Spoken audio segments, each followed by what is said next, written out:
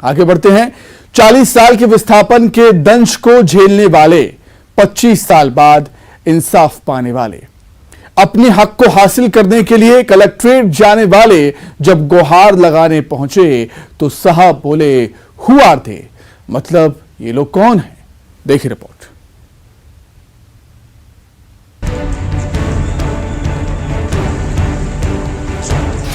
चालीस साल का इंतजार, 25 साल बाद इंसाफ, फिर भी हासिल नहीं हुआ हक। होमगार्ड सैनिक के द्वारा बताया गया, मैंने कहा भाई वो आके मुझे ज्ञापन दे सकते हैं, बट वो वो कौन लोग हैं निश्चित तौर पे मैं नहीं कह सकता। डुबान पीड़ित के लिए तो एक अथॉरिटी प्राधिकरण है। But who are they? वो कौन लोग हैं? सुना, ये इंसाफ के बोल हैं उन लोगों के लिए जो 40 साल पहले बांध के चलते बेघर हुए, उन लोगों के लिए जिन्होंने 25 साल तक इंसाफ के लिए लड़ाई लड़ी, उन लोगों के लिए जिनका कोई स्थायी ठिकाना तक नहीं। और साहब पूछते हैं, हु आर दे? वो कौन लोग हैं?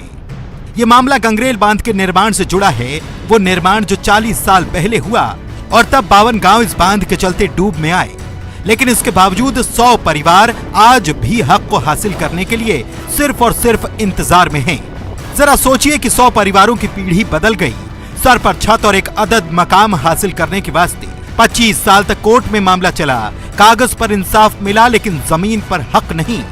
और अब भी सुनने को यही मिल रहा है, हु आर दे? वो कौन लोग हैं? शुक्रवार को एक बार फिर से लाल फीताशाही के मारे ये बेचारे परिवार कलेक्ट्रेट पहुंचे। बताया कि भानपुर गांव में अस्थायी रूप से बसने के लिए आवेदन दिया था। जब जवाब नहीं मिला तो भी ये यहीं बसे, लेकिन स्थानीय लोगों ने विरोध किया और इन्हें गांव छोड़ना पड़ा। अब इन लोगों के सर पर सिर्फ और सिर्फ आसमान है। वे कहते हैं साहब से गुहार लगाने आए, लेकिन मेन गेट बंद कर दिया। हम बाहर भीगते रहे।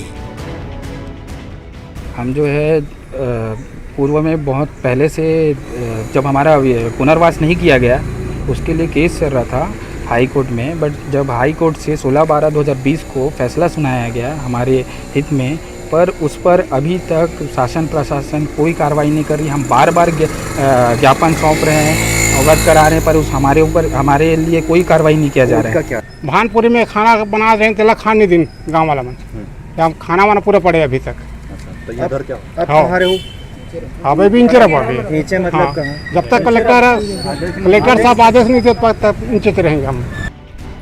ये परिवार कितने मजबूर हैं इसका अंदाजा लगाना भी मुश्किल है।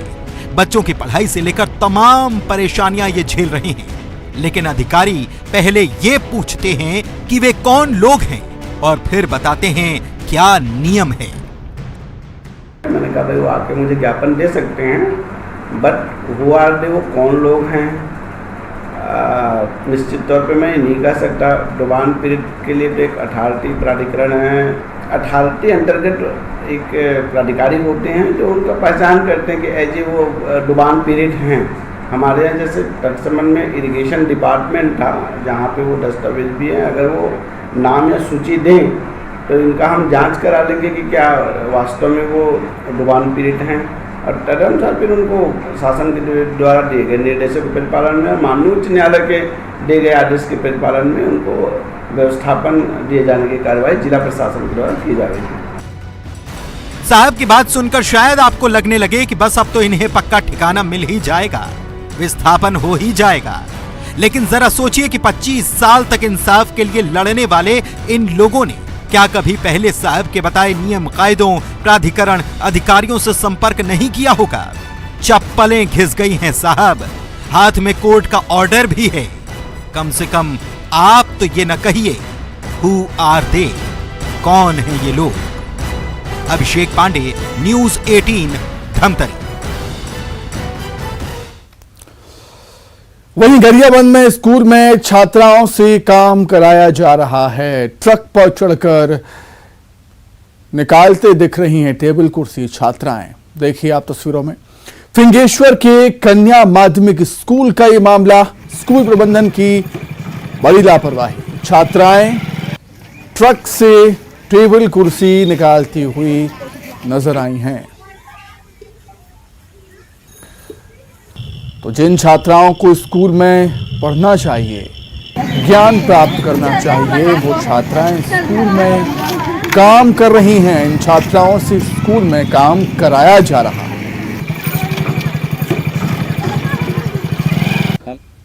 बच्चों को सप्लाई करने के लिए कहा ही नहीं था। अब वो गाड़ी वाला जो है अपना लेबर वेबर लेके आया नहीं था और गाड़ी अंदर नहीं घुस पाया तार के वजह से, बिजली तार की वजह से। कोई हादसा हो जाता सर, कौन जिम्मेदार होता? हाँ आया तो होगा, दिखे तो होंगे, लेकिन मेरे आते तक के ये लोग शुरू कर दिए थे। ड्राइवर का कहना है कि सर लोग बोले हैं निकालने के लिए। नहीं, हम लोग नहीं बोले भाई। तो सर मना भी नहीं किया बच्चों को, क्योंकि बच्चे तो आधे से ज्यादा।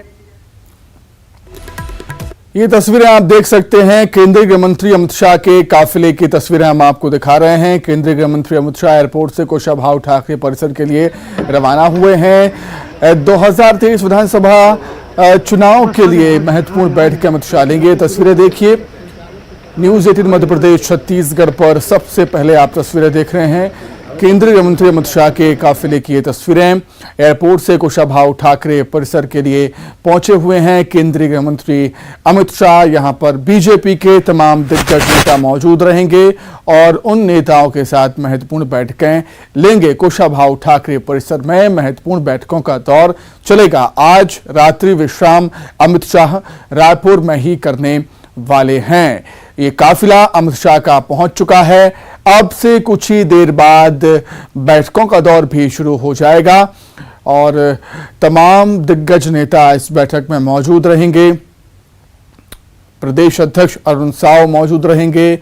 नेता प्रतिपक्ष नारायण चंदेल इस बैठक में मौजूद रहेंगे। पूर्व सीएम डॉक्टर रमन सिंह भी इस बैठक में मौजूद रहेंगे। मनसुख मंडाविया भी पहुंचे हुए हैं और मनसुख मंडाविया भी इस बैठक में शामिल होंगे।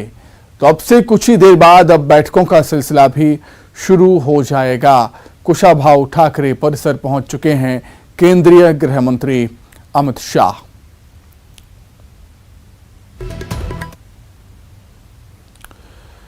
भोपाल से बड़ी खबर है, कांग्रेस के पूर्व मंत्री का भतीजा बीजेपी में शामिल हुआ। लखन घनघोरिया के भतीजे बीजेपी में शामिल हुए हैं। वीडी शर्मा ने बीजेपी में शामिल करवाया है मानव घनघोरिया को।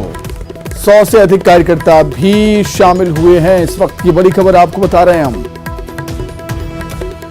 कांग्रेस के पूर्व मंत्री के भतीजे बीजेपी में शामिल हो गए। लखन घनघोरिया के भतीजे बीजेपी में शामिल हुए हैं। वीडी शर्मा ने मानव घनघोरिया को बीजेपी ज्वाइन कराई 100 से अधिक कार्यकर्ताओं के साथ।